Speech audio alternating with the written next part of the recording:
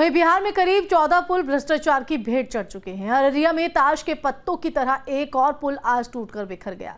तो वहीं पुलों की गिरती तस्वीरों ने राज्य में सियासी भूचाल ला दिया है। पक्ष और विपक्ष एक दूसरे पर हमलावर है।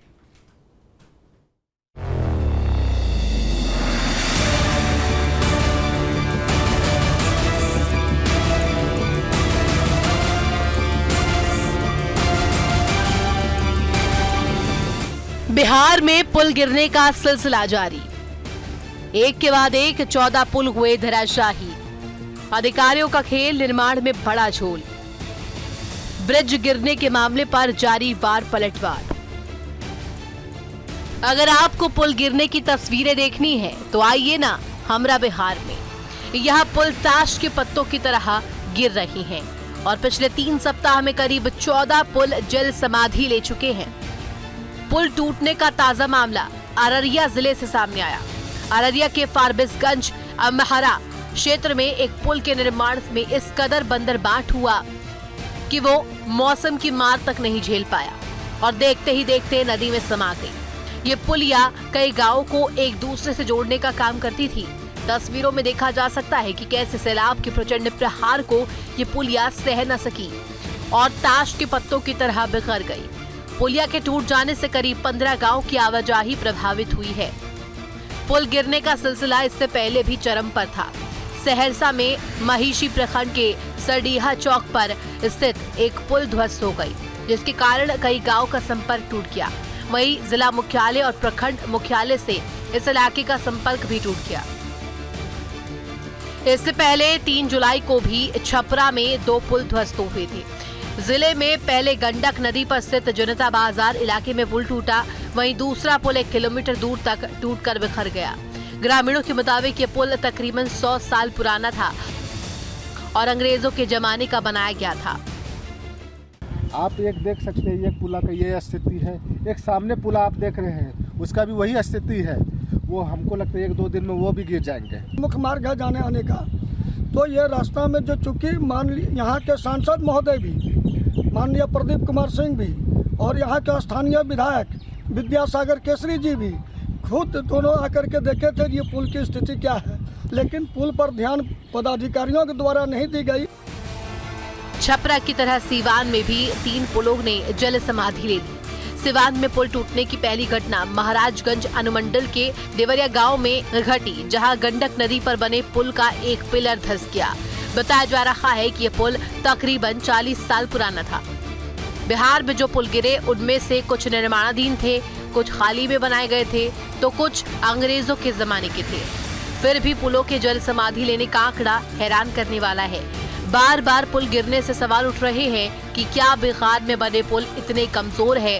क्या इतने पुल भ्रष्टाचार की भेंट चढ़ गए या पुलों के निर्माण में ही कुछ खामी थी?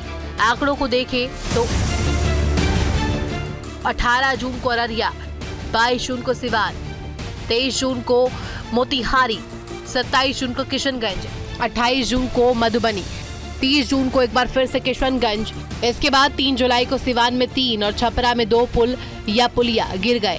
बीते दिन छपरा में एक और पुल गिरने से चिंता बढ़ गई, तो वहीं अररिया में एक पुल बाढ़ बारिश की भेंट चढ़ गया।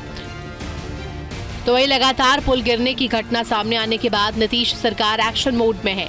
कई अधिकारी जांच की आंच में घिर गए हैं। बिहार सरकार ने अब तक 15 इंजीनियर्स को सस्पेंड कर दिया है। इस बीच राज्य में सियासत भी गर्माती हुई दिखाई दे रही है। आरजेडी के दिग्गज नेता नीतीश सरकार पर लगातार हमलावर है। बिहार के पूर्व डिप्टी सीएम तेजस्वी यादव नीतीश सरकार पर भ्रष्ट होने का आरोप लगा रहे हैं।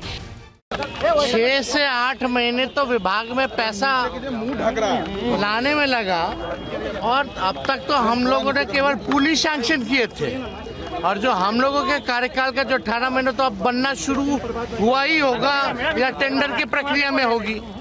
लेकिन 18 महीने के अलावा 18 साल तक जनता दल यूनाइटेड के पास ग्रामीण कार्य विभाग रहा और ये सारे पुलें वही हैं जो गिर रही हैं, जो कि जनता दल यूनाइटेड के टाइम का है।